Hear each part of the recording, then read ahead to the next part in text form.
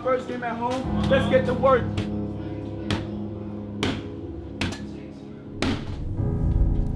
Let's go, boys! Yeah! Hey, let's focus up. Woo! Let's focus up. 100% up for everybody. 100% up for everybody. I was born in Ghana. My family from all over, from most countries in West Africa. My grandma is from Togo. My granddad is from Liberia. They migrated to Ghana during the Civil War in Liberia. Yeah, for me, I was born in Liberia. And I stayed in Liberia until 1990 when the war broke out. My granddad stopped in Ivory Coast and Guinea before going to Ghana, where they spoke English there. And Litchfield was born 2001 in Ghana on the refugee camp. But his father never took care of him. So I started taking care of him. So I have a memory of my niece's birthday party back in Ghana. My whole family was there and just having fun and celebrating.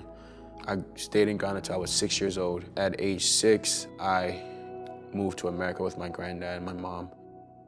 And the one thing that I definitely do remember was the time that I got on the bus to go to the airport from Baltimore camp in Ghana. I remember the pants that I had, shirt that I had, shoes that I had. After I got to America, I had that pants, shirt, and shoes in one place that I would never touch. It's just a reminder of just how far I came. And definitely up to this day, I can't forget that. In being in Ghana, everybody think the United States is just all roses, you know, it's nothing bad, everything is perfect. But when we came here, the first place we landed was in Baltimore City, in the heart of the city. And that was a rude awakening for me. It was a very serious struggle here because, you know, changing from one environment to another, it was very hard. They found a house for us with 3 bedrooms. He and myself were in one other room. But then after a certain time, all of them started to leave. Only he and myself left in the big building. We couldn't pay the rent. So the guy said, well, the only help that I can give you is that you move in the basement. And then if you move in the basement, then you pay less money. In the basement I moved in, when it rains, the water come under the ground and wet all the rocks. And then what we were living with it's not mouse but rats. I started questioning America, you know. You always hear that America is the land of opportunity. And after coming here and things started going downhill, I questioned that opportunity. You know, every night I would ask myself, you know, where's the opportunity that I was promised or that I was going to get by coming to America? Mainly what we did, we really helped one another. Because when he used to be crying that he wanted to go back, I tried to counsel him and say, Litchfield, things will be better. The struggle was really hard. You know, things didn't come easily. My granddad had to work for everything that he had. He went to BCCC. He studied geriatric nursing there, and he graduated top of his class at, I think he was 56, if I'm not mistaken. And that just taught me that you're never too old to go to school. You know, there's not an age limit to stop learning new things. On my day off, I go to school. So now I go to school in the evening too. Working hard in America, that's the only way you can make ends meet. So I try to impart that into him, that he should always work hard. I call my granddad my dad because that's the only person I knew from birth up until now. We've been through a lot together. When we came to America, when we were in Ghana, that just brought us close. I started calling him my dad when I realized that your father doesn't necessarily have to be the person that brought you to this world. It's the person that took care of you, the person that provided for you, and the person that treats you like you're their son. And he's been all of that to me. So I calling him granddad just seemed weird to me. So I call him my dad because he's like my father figure. He's my best friend. You know.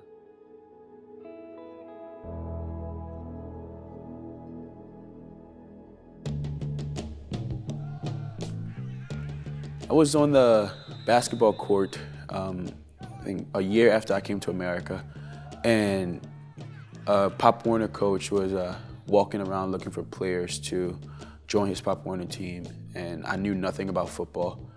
And the coach came and asked, "Hey, do you want to play football?" And my response was, "I don't know how to play football. Like, what is football?" He's just come on and give it a try. I went there the next day. I started playing on the offensive line, and I worked my way up slowly, went to tight end, and I played linebacker, I played kicker, I played punter. And I just tried to play all the positions on the field as much as I could because I just started to love the game and I didn't want to get off the field. So however way I could stay on the field the longest, I tried to learn all those positions. My love for the game started to grow a lot. I love how intense it is, how physical it is, how I can let go. Most of the time I had a lot of built up anger, just from my life, and it was a controlled way to, let my anger out. I graduated from Roland Park Elementary Middle. I went to middle school there, and I went to the National Academy Foundation. It's opposite Dunbar High School in Baltimore. So I played the whole season there, and Coach Hanna came to my school one day to interview me, and immediately I understood, or I realized that this was more than just a person to take you to football camps or to meet college coaches. It was like family, another family that I found. Next one up is like life-changing, changed my life for the better. For people that are in Baltimore that don't have support, Next one up provides those support for them. And now I'm not talking about financial support. You have mentors, you have guidance, people that can guide you in everyday life in Baltimore. They create and build leaders at Next One Up, empower young black men and let them know that, you are worth something and you do mean something in this world, So Next One Up does all those little things that help improve lives, not just short term, but long term. Based on my situation and what we talked about, Coach Hanna said that, we could look for boarding schools. Episcopal was my first visit that I had. And after I visited Episcopal, I told him, I said, I don't want to visit anywhere else. I think this is it for me. I felt at home. I felt the atmosphere was great. I felt welcome. The following year, I was accepted and I enrolled at Episcopal, where I struggled academically. I didn't quit. I kept fighting, trying to get better each and every year. I had to learn a new position, safety, and that's what I think Episcopal has done a great job with me in my personal development, as a person, as a young man, as an athlete, as a student. And this place is, dear in my heart because of that. So after my sophomore year, I started getting attention from a lot of schools. The way I decided where I wanted to go to school was the idea of 4-4-40. And that's 4 years of hard work in college, which will set me up for the next 40 years of my life. I have decided to attend the University of Notre Dame. Notre Dame has given me the best opportunity to continue my development as a student, athlete, and as a person.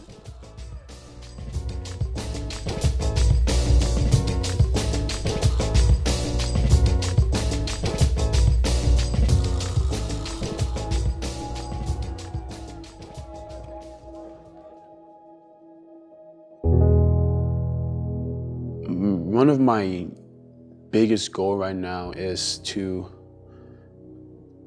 make sure that one day my granddad don't have to lift his hand up to work ever again. He's done so much for me, and he's 65, 66 years old right now. He's working 6 days a week just to provide for me and for some family members that's back in Africa. I just want to get to a place where I'm established as a person, that I know that I can support him without him picking up his hand to work again.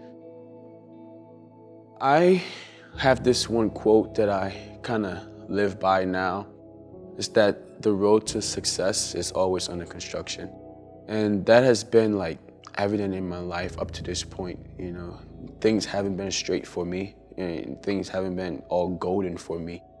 I had to, work to earn everything that I've ever had. And Most people would say, you know, Litchfield, now you have X amount of offers and you can pick where you want to go to school. You know, you've made it. You know, and my response to them is that I'm nowhere near there. I haven't made it yet, and the road still extends in front of me.